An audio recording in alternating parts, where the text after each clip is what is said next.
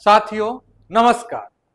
आज Bihar special math में कुछ महत्वपूर्ण प्रश्न को देखेंगे जो कि आपका आने वाला विभिन्न एग्जाम जैसे कि BPSC AEDO, Bihar SI mains, BPSC TRE 4, Bihar SSC graduate level, inter level, Bihar police मद्य निषेध और भी जो भी एग्जाम बिहार में आने वाले दिन में होने वाले हैं, इन सारे एग्जाम के लिए काफी उपयोगी साबित होगा। और डेली हम लोग शाम 7 बजे से निखिल कोचिंग सेंटर के यूट्यूब चैनल पे लाइव जुड़ते हैं आपका 25 क्वेश्चन मैथ लेकर। और ये क्लास ऑफलाइन भी चलता है आपका मुसल्लमपुर हाट प्रोफेसर कॉलोनी में, प्रोफेसर कॉलोनी मुसल्लमपुर हाट में चलता है। जो भी छात्र आसपास में रहते हैं वो ऑफलाइन क्लास आ सकते हैं और जो दूर दराज रहते हैं यूट्यूब चैनल से जुड़िए। आपको निश्चित तौर पे आपको मैथ का एक भी क्वेश्चन आपसे नहीं छूटेगा और सारा क्वेश्चन एग्जाम में आप 100% एक्यूरेसी के साथ करके आइएगा अगर डेली मेरे साथ अगर 25 क्वेश्चन का सेट डिस्कशन देखते हैं तो। आइए आज का क्लास प्रारंभ करते हैं। आज का क्लास प्रारंभ करते हैं। बहुत अच्छा सवाल है, मतलब सभी तरह का सवाल देखते हैं। कभी थोड़ा हाई लेवल का क्वेश्चन आता है, कभी थोड़ा लो लेवल का, कभी मीडियम लेवल का। मतलब इससे क्या होगा कि जिस टाइप का क्वेश्चन आपसे एग्जाम में पूछेगा तो आप सब टाइप का क्वेश्चन आप बना लीजिएगा। सब टाइप का अगर प्रैक्टिस रहेगा पहले से तो क्वेश्चन को आप देखते ही आपको पता चल जाएगा कि कौन सा यहाँ पे तरीका लगने वाला, कौन सा तरीका यहाँ अप्लाई करें। तो आइए आज के क्वेश्चन देखते हैं। यदि 12, 24, 45 और y समानुपात है तो y का मान क्या है? y का मान क्या है बाबू? चलिए, अब 12/24 बराबर बराबर 45/y कर देंगे, 45/y कर देंगे, y कर देंगे। चलिए, 12 दूना 24, 45 दूना 90 हो जाएगा, यानी y बराबर क्या हो जाएगा? 90 हो जाएगा।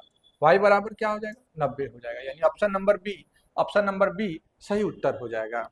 इस तरह का प्रश्न पहले भी देख चुके हैं। जब लगातार क्लास कीजिएगा ना, क्वेश्चन क्या होगा? रिपीट होने लगेगा, क्वेश्चन रिपीट होने लगेगा। इसलिए जो भी छात्र को लगता है कि अगर उसका मैथ बहुत वीक भी है तो आप बस कंटिन्यू आप रहिए, कंटिन्यू प्रैक्टिस कीजिए। अब देखिए, एक बार बनाइए, फिर उसके बाद खुद से एक बार बनाइए, एक बार वीडियो देख लीजिए, उसके बाद खुद से एक बार प्रैक्टिस कीजिए। अब क्या कीजिएगा, 1 से 2 महीना, 1 महीना ही अगर क्लास कर लेते हैं 30 दिन, उसके बाद क्या होगा, क्वेश्चन आपको बहुत सारा रिपीटेड होने लगेगा और आपको सारा तरीका लगभग लगभग पता चल जाएगा। उस तरह क्या होगा कि आपका मैथ का क्वेश्चन इजिली बनने लगेगा। चलिए अगला प्रश्न पे चलते हैं। किस वार्षिक दर पर प्रतिशत में 10 वर्षों में 1300 पर साधारण ब्याज के रूप में 650 की धनराशि हो जाएगी? 650 की धनराशि प्राप्त हो जाएगी। तो 650 एसआई दे दिया हुआ है, पी दिया हुआ है। एसआई बराबर क्या होता है? पी गुने आर गुने टी बाई 100 होता है। आर निकालना है, यहाँ टाइम दिया हुआ है 10 दिया हुआ है, 10 कर दिए बट्टा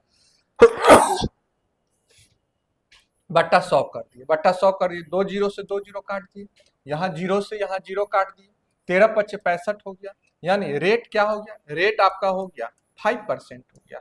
रेट क्या हो गया आपका? 5% हो गया, 5%। यानी ऑप्शन नंबर सी इसका सही उत्तर हो जाएगा। चलिए अगला प्रश्न देखते हैं।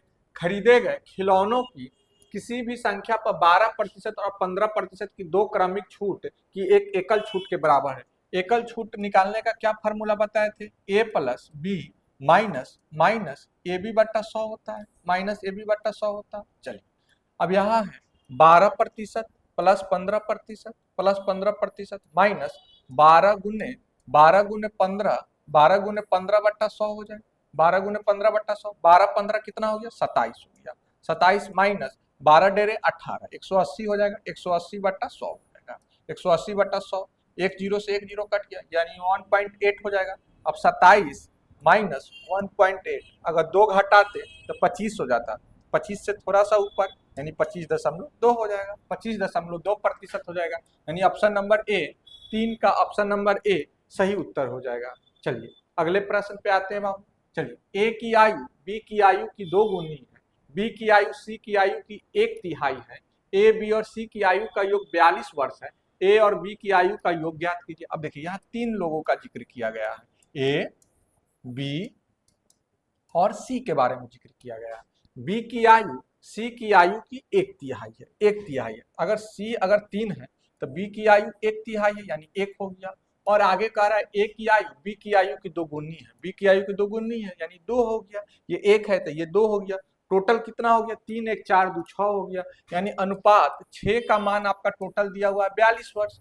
42 वर्ष दिया हुआ है, 6 बराबर 42, तो अनुपात 1 का वैल्यू कितना हो जाएगा बाबू, 7 हो जाएगा। अनुपात 1 का वैल्यू 7 हो जाएगा। अब चलिए ए और बी की आयु का योग ज्ञात कीजिए, ए और बी की आयु का योग ज्ञात कीजिए। 2 1 3, और 3 गुने 7 करेंगे, 3 गुने 7 कर देंगे, कितना हो जाएगा बाबू, 21 वर्ष हो जाएगा, 21 वर्ष हो जाएगा। यानी ऑप्शन नंबर ए सही उत्तर हो जाएगा, ऑप्शन नंबर ए सही उत्तर हो जाएगा। चलिए आगे आते हैं। किसी दिए गए आंकड़ों के लिए यदि माध्य और बहुलक क्रमशः 42 और 60 है तो अनुभाविक संबंध का प्रयोग करते हुए आंकड़ों का माध्यिका ज्ञात कीजिए। माध्यिका, माध्य, माध्यिका और बहुलक पहले भी फॉर्मूला लिखाए थे। बहुलक बराबर क्या होता है बाबू, बहुलक बराबर होता है, बहुलक बराबर होता है 3 गुने माध्यिका, 3 गुने माध्यिका, 3 गुने माध्यिका माइनस 2 माध्य होता है, माइनस 2 माध्य होता है। चलिए 3 गुने माध्यिका माइनस 2 माध्य होता है।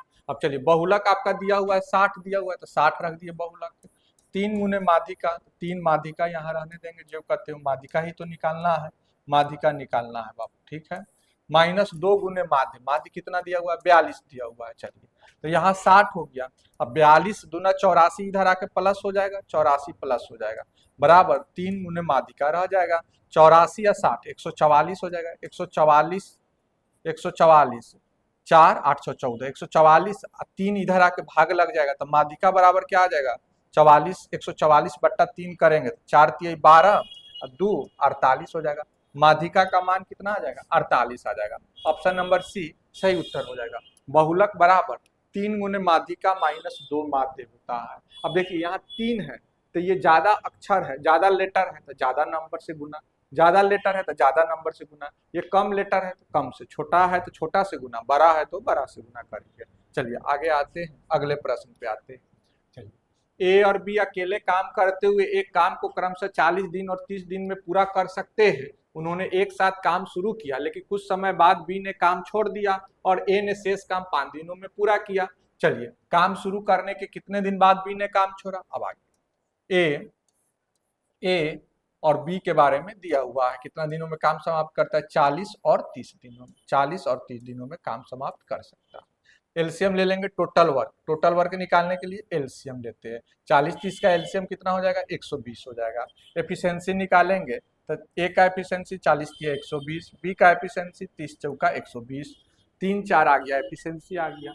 कह रहा है क्या चीज, उन्होंने एक साथ काम शुरू किया, लेकिन कुछ समय बाद बी ने काम छोड़ दिया और ए ने शेष काम 5 दिनों में पूरा किया। तो ए ने जो 5 दिन काम किया, ए जो शेष काम किया 5 दिन, तो एक दिन में ए काम कर रहा है, 3 काम कर रहा है, एक दिन में ए 3 काम कर रहा है, तो 5 दिन में कितना काम करेगा, 15 काम करेगा। तो 15 काम तो ए अकेले किया है लास्ट में, तो 15 घटा देंगे इसमें से, तो 105 काम।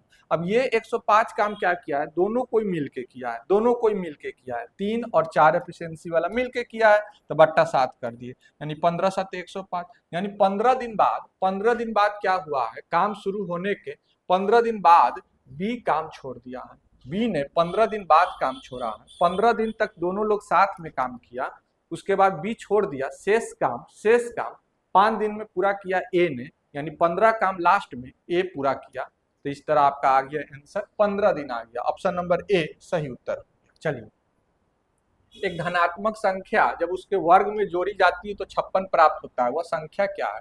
मान लीजिए धनात्मक संख्या x उसके वर्ग में x स्क्वायर में जोड़ा जाता है तो 56 प्राप्त होता है, 56 प्राप्त होता है। तो x के जगह पे यहाँ क्या रखा जाएगा, 7 रख दीजिएगा। 7 यहाँ 7 का स्क्वायर कितना हो जाएगा, 49 हो जाएगा, और 7 और 49 को जोड़ेंगे तो कितना हो जाएगा, 56 हो जाएगा, 56 हो जाएगा। कभी कभी ऑप्शन से भी क्वेश्चन को बनाने का प्रयास करना चाहिए, इससे समय का कभी कभी बचत होगा। यदि किसी धनराशि पर 8% वार्षिक ब्याज की दर पर 2 वर्ष में साधारण ब्याज 2000 है, तो वार्षिक चक्रवृद्धि की स्थिति में समान अवधि के लिए समान दर पर समान धनराशि पर चक्रवृद्धि ब्याज ज्ञात कीजिए। अब चलिए देखिए, पहले भी क्वेश्चन SICI का बहुत बारीकी से बताए हुए, SICI को समझ लीजिए, एक बार समझ लीजिएगा फिर कभी गलती नहीं होगा। चलिए पहला साल दूसरा साल, SI क्या होता है, प्रत्येक वर्ष एक समान होता है, 2 साल में 2000 यानी प्रत्येक साल 1000 रुपया, प्रत्येक साल 1000 रुपया।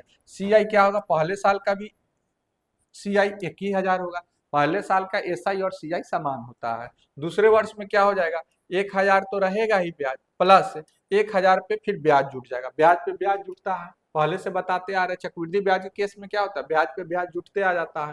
यानी 1000 पे 8% करेंगे, कितना हो जाएगा, 80 हो जाएगा। 80 हो जाएगा, टोटल ब्याज कितना हो जाएगा, CI 2080 रुपया हो जाएगा। 2080 रुपया हो जाएगा, 2080। यानी ऑप्शन नंबर ए, 8 का ऑप्शन नंबर ए सही उत्तर हो जाएगा। चलिए अगला प्रश्न पे आते हैं। अरविंद अपनी आय का 75% खर्च करता है, उसकी आय में 20% की वृद्धि हो जाती है और वह अपने व्यय में 10% की वृद्धि कर देता है। उसकी बचत में हुई वृद्धि कितनी है। अब चलिए देखिए, आय, आय, व्यय और बचत, यही तीन चीज है, आय, व्यय और बचत। आय कह रहा है आय का 75% खर्च करता है, यानी 100 आय है, 75 खर्च करता है, तो कितना बचेगा बाबू, 25 बचेगा। बचत 25 हो गया। आय में 20% की वृद्धि हो गया, यानी 100 से 120 हो गया। और वह अपने व्यय में 10% की वृद्धि करता है, 75 का 10%, 7.5, तो 7.5 इसमें ऐड कर देंगे, यानी 82.5 हो जाएगा। 82.5 हो जाएगा। अब बचत कितना हो जाएगा, बचत कितना हो जाएगा, तो 120 में से 82.5 घटाएंगे, तो 82.5 से 100 जाने के लिए कितना होगा, 17.5, और 17.5 अब 20, 37.5 हो जाएगा, 37.5 हो जाएगा। 37.5 का बचत हो रहा है। तो बचत में हुई वृद्धि, वृद्धि पूछ रहा है, कितना वृद्धि हो रहा है, 25 से 37.5 हो रहा है, यानी 12.5 का वृद्धि हो रहा है, कितना पे, 25 पे, तो 100 पे निकाल देंगे, 100 पे निकाल देंगे। चलिए बाबू, तो 12.5 दूना 25, 25 अब 50 बार में कट गया, 50 दूना 100, 50% हो जाएगा, 50% हो जाएगा। यानी option number B, option number B सही उत्तर हो जाएगा। चलिए अगला प्रश्न देखते हैं। एक पाइप एक टंकी को 12 घंटे में भर सकता है, दूसरा पाइप भरी हुई टंकी को 18 घंटे में खाली कर सकता है। यदि दोनों पाइपों को एक साथ खोल दिया जाए तो टंकी का 1/3 भाग भरने में कितना समय घंटे में लगेगा। चलिए पहला पाइप क्या है, भरने वाला पाइप है, प्लस वाला है, ये कितना घंटा में, 12 घंटे में। दूसरा पाइप क्या है बाबू, खाली करने वाला पाइप है, कितना घंटा में खाली कर रहा है, 18 घंटा में। टोटल वर्क निकालेंगे, एलसीएम ले लेंगे, 12-18 का एलसीएम 36 हो गया। एफिशिएंसी निकालेंगे, 12 36, 18 दूना 36। ध्यान रखिएगा ये प्लस में है, ये माइनस में है। 1 घंटा में कितना काम होगा, 1 घंटा में 3 प्लस में 2 माइनस में, यानी 1 घंटा में 1 काम होगा। तो 36 का 1/3, 36 का 1/3 कितना हो जाएगा, 36 का 1/3 काम पूछ रहा है, तो 12 काम कितना में होगा, 12 काम कितना में, 12/1, यानी 12 घंटा लगेगा, 12 घंटा लगेगा, 12 घंटा लगेगा। यानी option number C, option number C सही उत्तर हो जाएगा। चलिए आगे चलते हैं। अगला प्रश्न देखिए। एक बेईमान दुकानदार अपना माल क्रय मूल्य पर बेचने का दावा करता है, हालांकि वह गलत भार का उपयोग करता है और इस प्रकार 25% का लाभ अर्जित करता है। वह 1 किलोग्राम भार के लिए निम्नलिखित में से किस भार का उपयोग करता है। कह रहा है 1000 ग्राम का यूज करता है, तब लेकिन उसको फायदा कितना हो रहा है, 25% का, यानी 100/125, 100/125, यानी कितना हो गया, 8 बार में कट गया, यानी 800 ग्राम का, 800 ग्राम बाट का, 800 ग्राम बाट का प्रयोग करता है। यानी option number D, option number D सही उत्तर हो जाएगा। कह रहा है 1000 ग्राम का उपयोग करते हैं, लेकिन वास्तव में 800 ग्राम ही करता है। अमित और अमिता की वर्तमान आयु के बीच का अनुपात क्रमशः 7:5 है। 5 वर्ष पहले अमित की आयु और 5 वर्ष बाद अमिता की आयु के बीच का अनुपात 1:1 है। तो अमित और अमिता की वर्तमान आयु का योग कितना है। चलिए बाबू, तो 7x बट्टा में 5x कर दिए, बट्टा में 5x कर दिए। अमित का आयु 5 वर्ष पहले, तो माइनस यहाँ 5 कर दिए, और अमिता का 5 वर्ष बाद, यानी +5 कर दिए। क्या हो जाता है, अनुपात 1/1 हो जाता है। यानी 7x -5 बराबर 5x + 5, 5x + 5, यहाँ हो गया 2x बराबर कितना हो जाएगा बाबू, 10 हो जाएगा। x का मान कितना हो जाएगा, x का मान आपका 5 हो जाएगा, x का मान 5 हो जाएगा। पूछ रहा है अमित और अमिता की वर्तमान आयु क्या होगा, वर्तमान आयु का योग, तो 7, 5, 12x का वैल्यू कितना आ जाएगा, 12x का वैल्यू, तो 12×5 = 60 आ जाएगा, 12×5 = 60 आ जाएगा। Option number A, option number A सही उत्तर हो जाएगा। चलिए अगला प्रश्न पे आइए। यदि जॉन 30 किलोमीटर प्रति घंटा की चाल से 90 किलोमीटर की यात्रा करता है और 60 किलोमीटर प्रति घंटा की चाल से वापस लौटता है, तो उसकी औसत चाल ज्ञात कीजिए। औसत चाल कैसे निकलता है बाबू, जब दूरी निश्चित रहता है तो औसत चाल होता है 2xy बट्टा x + y होता है, बट्टा x + y होता है। x पहला चाल, y दूसरा चाल, तो 2 × 30 × 60 × 60 बट्टा एक्स प्लस वाई, 60 और 30 को जोड़ेंगे तो 90 हो जाएगा, 90 हो जाएगा, 30 तिहाई 90 हो जाएगा, 20 तिहाई 60 हो जाएगा, 20 तिहाई 60 हो जाएगा, 20 दूना 40 किलोमीटर पर आवर हो जाएगा, 40 किलोमीटर पर आवर। इसका सही उत्तर हो जाएगा option number B, option number B सही उत्तर हो जाएगा। चलिए आइए 14 नंबर देखिए, यदि x प्लस वाई बराबर 16 है, x plus X Y equal to 48 है, तो X square plus Y square का मान ज्ञात कीजिए। तो चलिए बाबू, x प्लस वाई बराबर 16 है, तो हम लोग दोनों तरफ स्क्वायर कर देंगे, दोनों तरफ स्क्वायर कर देंगे, स्क्वायर बोथ साइड कर देंगे। अब यहाँ क्या हो जाएगा, a प्लस बी का whole square, a square plus b square plus 2ab, 2xy बराबर 16 का स्क्वायर करेंगे, 16 16 ये 256 हो गया, 16 16 ये 256 हो गया। चलिए अब यहाँ देखिए एक्स वाई का मान क्या रख देंगे, 48 रख देंगे, 48 रख देंगे, 48 रख देंगे, तो यहाँ बचेगा X square plus Y square, X square plus Y square बराबर क्या हो जाएगा, 2xy है, तो एक्स वाई की जगह पर 48 रख दिए, 48 दूना 96, इधर जाके माइनस हो जाएगा, माइनस कर देंगे, माइनस कर देंगे, 6 में से 6 जाएगा 0, 25 में से 9 जाएगा 16 हो जाएगा, 160 हो जाएगा, X square plus Y square equal to क्या हो जाएगा, 160 हो जाएगा। यही पूछ रहा है, X square plus Y square का वैल्यू पूछ रहा है। चलिए बस केवल फार्मूला याद रहना चाहिए था, ए प्लस बी का होल स्क्वायर, आराम से निकल जाता। 3 उम्मीदवारों ने एक चुनाव लड़ा और उन्हें क्रमशः 1036, 7044 और 12120 मत प्राप्त हुए। विजयी उम्मीदवार को कुल मतों का कितना प्रतिशत मत प्राप्त, विजयी कौन हुआ, जिसको सबसे ज्यादा वोट पड़ा वही विजयी हुआ, 12120, 7044, 7044 और 1036, 1036।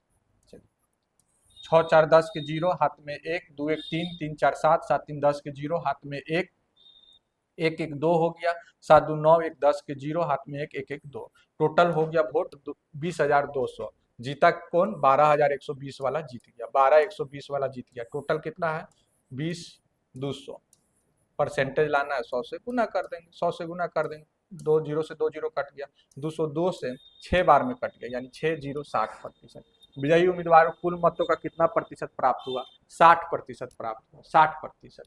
चलिए, यदि कोण 5x माइनस 2 डिग्री और 82 डिग्री समपूरक कोणों का एक युग्म बनाते हो तो x का मान क्या, समपूरक कोणों का योग कितना होता है, 180 डिग्री होता है, यानी 5x माइनस 2 प्लस 82 बराबर कितना हो जाएगा, 180 डिग्री, बराबर 180 डिग्री हो जाएगा। चलिए ठीक है बाबू, अब देखिए यहाँ -2 प्लस 82, तो यहाँ 5x बराबर क्या हो जाएगा, 80 जाके उधर माइनस हो जाएगा, यहाँ -2 प्लस 82 यानी प्लस 80 हो जाएगा, 180 में से 80 जाएगा तो 100 हो जाएगा, 100 हो जाएगा, तो x का वैल्यू क्या आ जाएगा, x का वैल्यू 20 आ जाएगा, x का वैल्यू आपका 20 आ जाएगा, 20 आ जाएगा। Option number D. यहाँ क्या किए, -2 प्लस 82 है, यानी कि प्लस 80 हो जाएगा, प्लस 80 उधर जाके माइनस हो जाएगा, तो 180 में से 80 जाएगा तो 100 हो जाएगा, तो 5x बराबर 100, तो x बराबर 20 हो जाएगा। चलिए, प्रथम 50 प्राकृत संख्याओं का औसत कितना है, प्रथम n प्राकृत संख्याओं का योग होता है n इंटू एन प्लस 1/2 होता है, n इंटू एन प्लस 1/2 होता है,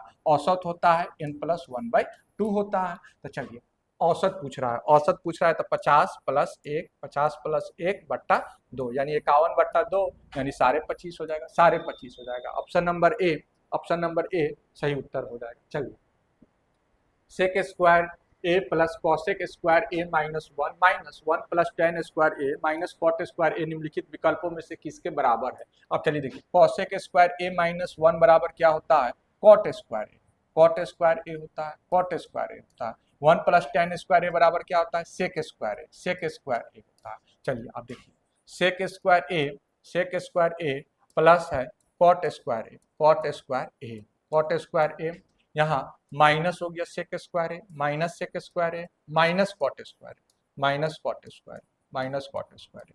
चलिए देखिए, अब यहाँ प्लस में सेक स्क्वायर, यहाँ माइनस में कट गया, यहाँ कॉट स्क्वायर प्लस में, यहाँ माइनस में, क्या वैल्यू आ गया, 0 आ गया, शून्य वैल्यू आ गया, यानी ऑप्शन नंबर सी 18 का ऑप्शन नंबर सी सही उत्तर हो जाएगा।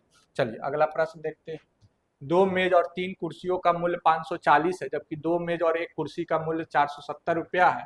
2 मेज और 2 कुर्सियों का संयुक्त मूल्य कितना होगा। चलिए, 2 मेज यानी 2 टेबल प्लस 3 चेयर, 3 चेयर का मूल्य कितना दिया हुआ है, 540 दिया हुआ है, 540 दिया हुआ है।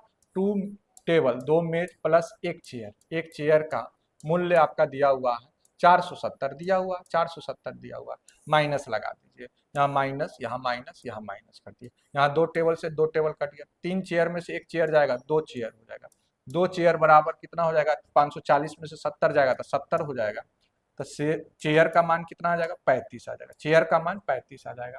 अब यहाँ पे चेयर का मान रख दीजिए, एक चेयर का मान रख दीजिए 35 रख दीजिए, तो दो टेबल का दाम इसमें अगर 35 रखेंगे तो 470 में से 35 जाएगा, 470 में से 35 जाएगा, दो टेबल बराबर क्या हो जाएगा, 400,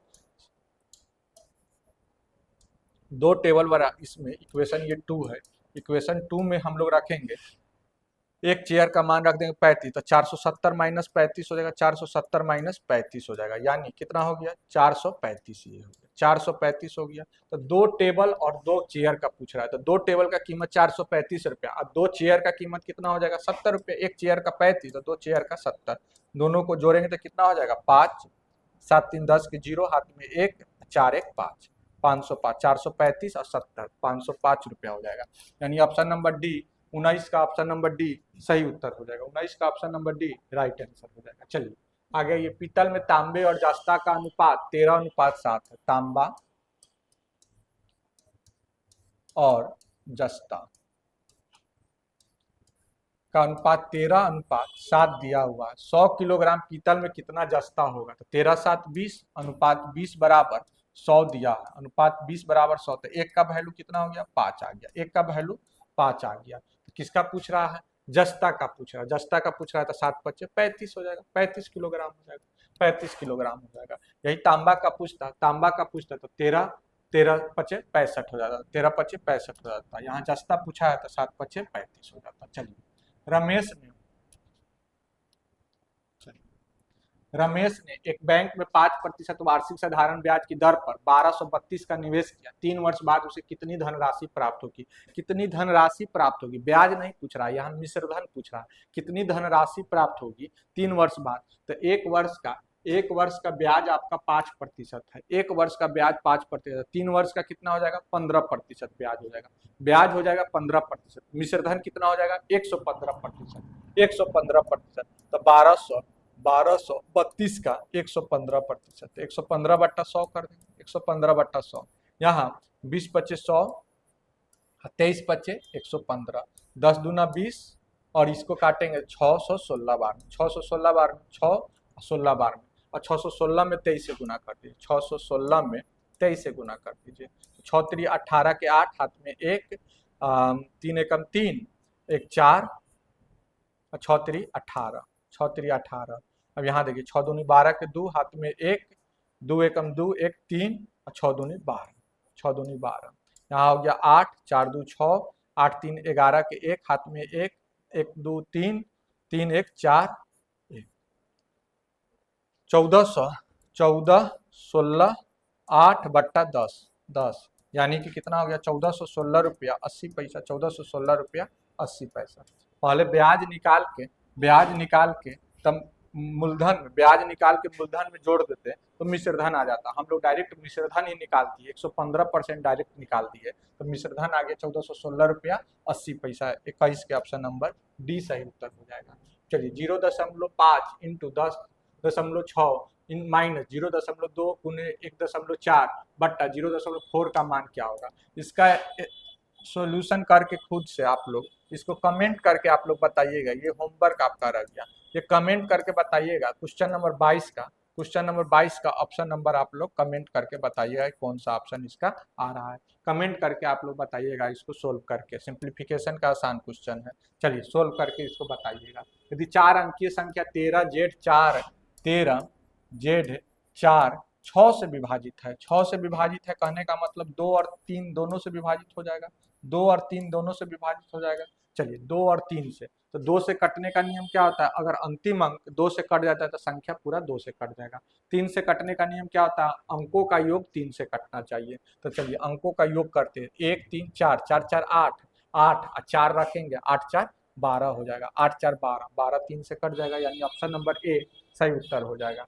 चलिए एक बेलन के आधार की त्रिज्या और ऊंचाई का अनुपात 3:1 है, यदि इसका आयतन 9702 सेंटीमीटर क्यूब है तो बेलन का वक्र पृष्ठीय क्षेत्रफल क्या होगा। चलिए बेलन का आयतन क्या होता है, पाई आर स्क्वायर एच होता है, पाई आर स्क्वायर एच होता है। चलिए देखिए बाबू, तो पाई आर स्क्वायर एच होता है, तो पाई पाई का मान 22/7 पाई आर स्क्वायर एच होता है, लिख देते हैं पाई आर स्क्वायर एच होता है बेलन का आयतन। पाई आर स्क्वायर है तो पाई आर स्क्वायर, आर की जगह पे 3x, तो 3x कर देंगे, 3x इंटू 3x, और ऊंचाई कितना हो जाएगा x, सीधे एक x मतलब सीधे x बराबर बराबर आपका दिया हुआ है 9702 दिया हुआ है, 9702 दिया हुआ है। चलिए देखिए, अब 3 से 3 तिहाई 9, 9 से काटेंगे, 9 एकम 9, 0, 9 सत्ते 63 है, यहाँ 7 बच गया, 9 अठे 72, 1078 बार में कटा, 22 से काटेंगे तो 22 चौका 88, 22 चौका 88, इधर बच गया कितना, 9 बार में कट जाएगा, 198 बचेगा, 198। अब यहाँ देखिए एक्स क्यू बराबर क्या हो गया 49, 49 इंटू 7 हो गया, तो 49 मतलब 7 गुने 7, तो एक्स का वैल्यू क्या आ गया 7 आ गया, एक्स का वैल्यू 7 आ गया। क्या पूछ रहा है, बेलन का वक्र पृष्ठीय क्षेत्रफल, तो वक्र पृष्ठीय क्षेत्रफल क्या होता है 2 पाई आर एच होता है, 2 पाई आर एच, तो 2 गुने 22/7, 22/7, आर कितना हो जाएगा 3 इंटू एक्स यानी 3 गुने 7, ऊंचाई कितना हो गया एक्स यानी 7 हो गया, 7 से 7 काट दिए। चलिए देखिए 22 दूना 44, 44 में 3 सत्ते 21 से गुना कर देंगे, तो 21 चौका 84 के 4, हाथ में 8 हो गया, 21 चौका 84, 8 92 हो गया, 92 हो गया, 924 हो गया, 924 हो गया, यानी ऑप्शन नंबर डी सही उत्तर हो गया 24 का। एक बार बेलन का आयतन था और एक बार बेलन का वक्र पृष्ठीय क्षेत्रफल था। बेलन का आयतन पाई आर स्क्वायर एच होता है, बेलन का वक्र पृष्ठीय क्षेत्रफल 2 पाई आर एच होता है। चलिए 25 नंबर देखिए, एक दुकानदार एक वस्तु के उसके अंकित मूल्य पर 20% और 15% की 2 क्रमिक छूट देने के बाद 571 रुपया 20 पैसा में बेचता है। वस्तु का अंकित मूल्य रुपया में कितना होगा। अगर x अंकित मूल्य है 20% छूट यानी 80/100 पे बेच रहा है, 80/100, फिर 15% की छूट यानी 85/100, 85/100, 85/100, ये किसके बराबर है 571 रुपया 20 पैसा के बराबर है। चलिए यहाँ पॉइंट हटाइए, 2 जीरो दे दीजिए, 2 जीरो, यहाँ 2 जीरो से 2 जीरो काट दीजिए, 20 चौका 80, अब 20 पच्चे 100, 17 पच्चे 85, 17 पच्चे 85 हो गया। चलिए ठीक है, अब चलिए देखिए 17 से ही डायरेक्ट काटिए, 17 तिहाई 51, यहाँ बच गया 6 61, 17 तिहाई 51, यहाँ हो गया 10 और 10 102 यानी 17 छके 102, जीरो यहाँ पे बैठ जाएगा। चलिए अब 4 से इसको काटते हैं, 4 से 4 अठे 32, 1 4 चौका 16, 840, एक्स का वैल्यू कितना आ गया बाबू, एक्स का वैल्यू 840 आ गया, एक्स का वैल्यू 840 आ गया, 840 आ गया, यानी ऑप्शन नंबर बी 25 का ऑप्शन नंबर बी सही उत्तर हो गया, 25 का ऑप्शन नंबर बी सही उत्तर हो गया 840। चलिए तो इस तरह करके टोटल हम लोग 25 क्वेश्चन देख लिए, डेली हम लोग इसी तरह 25 क्वेश्चन देखते हैं। चलिए कहते हैं संघर्ष की राह से जो गुजर जाता है वही सफलता को सच में समझ पाता है, हार मान लेना आसान होता है यहाँ, पर जो डटा रहे वही इतिहास बनाता है। बात बिल्कुल सही है साथियों। होता क्या है कि आप 2-4 एग्जाम देते हैं, कभी कभी आपका रिजल्ट नहीं आता या लास्ट में जाके मेरिट में छट जाते हैं, फाइनल सिलेक्शन नहीं हो पाता है, तो आप हताश हो जाते हैं, निराश हो जाते हैं, लगता है कि शायद मेरे जीवन में नौकरी लिखा ही हुआ नहीं। लेकिन ऐसा बिल्कुल कभी नहीं सोचना है। जब आप मंजिल के करीब रहते हैं तो आपको थोड़ा ये घबराहट महसूस होगा। वही जो आप अगर आप डटे रह जाइएगा अपने संघर्ष में, अपनी मेहनत में अगर आप डटे रह जाइएगा तो निश्चित तौर पे आप सफल हो जाइएगा। वही घबरा कर, हताश होकर, निराश होकर अगर आप अपने कर्तव्य पद से धूमिल हो जाते हैं, वापस चले जाइएगा घर की ओर, पढ़ाई छोड़ दीजिएगा, तो फिर जीवन में कभी सफल नहीं हो पाइएगा।